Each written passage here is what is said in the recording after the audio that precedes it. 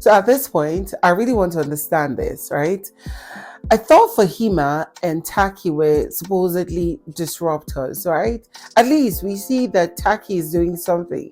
He's listening to everybody come and rant and complain and, find a shoulder to lean on when they need to gossip about somebody else. But when it comes to Fahima, there is nothing disruptive that this girl is doing. She's literally very confused.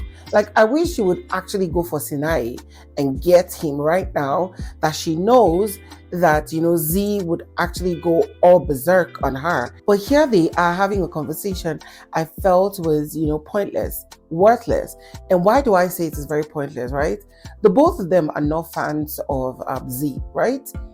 It comes from both jealousy and a whole lot of things. Z is a very beautiful girl. I mean, the both of them accepted and agreed on that. But for the fact that Fahima would be calling Z a girl who uses men, who does this, who is all about that life because she works at the club, I'm like, I don't understand, Auntie. Where's this conversation coming from? It is jealousy, because you are an OnlyFans content creator.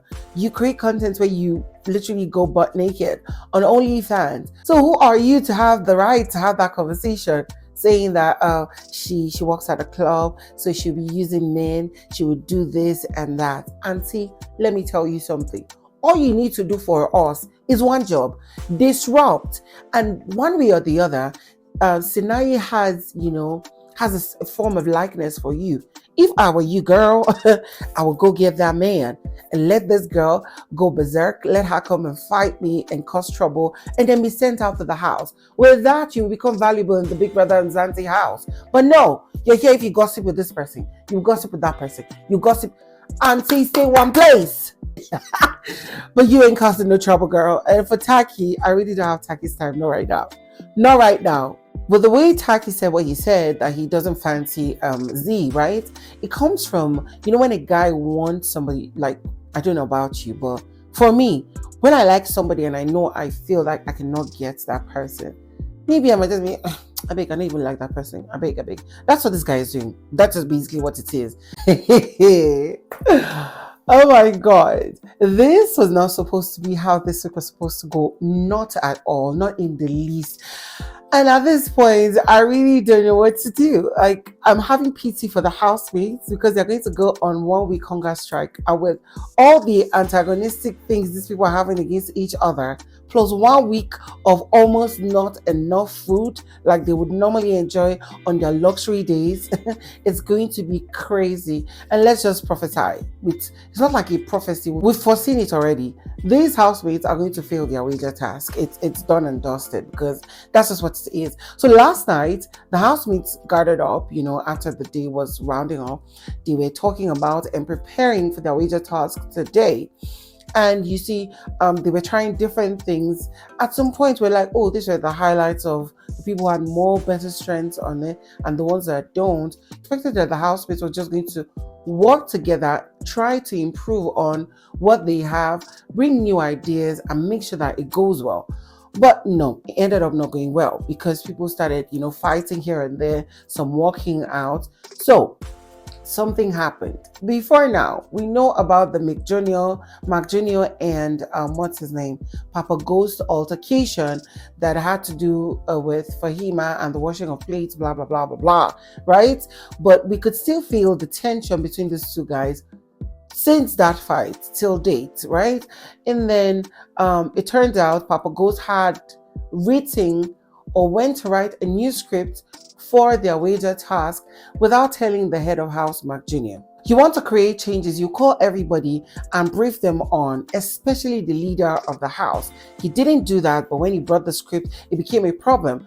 Mcjunior was laughing about it, and it was offending Papaghost. They were supposed to, implement those changes, but there was clashes, right? At this point, these guys were going at each other. Liema just bursted out and was like, the both of you are childish. Stop using your nonsense to affect all of us. In fact, I'm leaving this place. She dumped the script and walked away.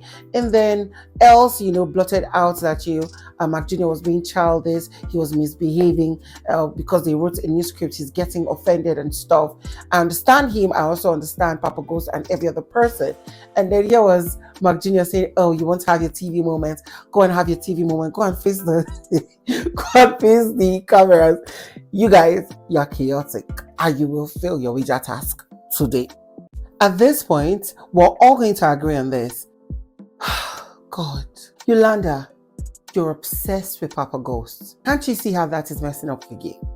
Yolanda is actually messing up her game with her obsession with Papaghost. And I'm like, girl, I know that a lot of people are rooting for you because you stand out as the classy, that I don't give a bullshit in the house. And then from up here, you're going, woo, because of one man.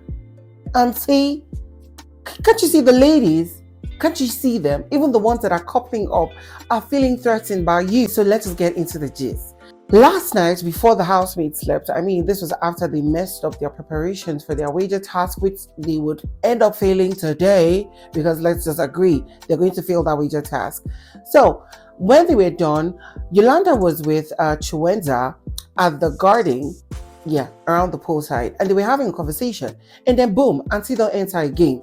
Oh, Papaghost loves me. I'm so sure, and I can prove a point. I'm like, Auntie, excuse you, is this not the same point? The 7 commandments of Papaghost love for you? Because I don't understand where this is coming from. Okay, she wanted to give her point to Chiwenza. According to her, that one time, I think it was maybe pool party or Saturday Night Live party. After the party, she was a little bit tipsy and she got close to him and she was telling him that, hey, you, I'm going to kiss your ass. That I'm going to kiss you. And he was like, you know what? I'm not going to believe you. When you're sober, then you come and kiss me.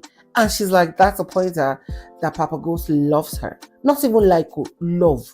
Like, I don't understand where they get the strong words from. She went on to say, I remember the time that he was sleeping with his girl, Lerato, upstairs.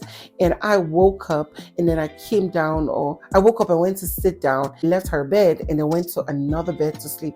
I'm like, Auntie, what if that bed is too small for them? After all, Lerato she get body now. She's big, bold, and beautiful, right? So what are you thinking? And Chiwenza said the same thing, at least we agree now. But girl is not going to let go. This was the same thing she did yesterday when she was having a conversation with Taki around the garden where those wooden stuff were arranged. And, and then she was talking about how she has 7 pointers on the truth of the fact that Papaghost loves her. She spoke about how when they won wager task, he would come and give her a warm hug. And I'm like, Auntie, excuse you. People hug people when they win something they did together. She went on to talk about how they fought and he would go around telling people that she's still a nice person. When they won, they did the games and she was the last girl standing. He was the last man standing. He would rub her thighs. She was just calling them. They were 7 in number. And it might be true, but it's just giving obsessive behavior. Like, I'm like, Auntie, calm down. Please, calm down, girl. You look beautiful. You can speak well. You can dance. Now, cause some commotions in this house. I just feel that what that's really causing all this for her is the fact that she's lonely. We can see how lonely some of the housemates are getting.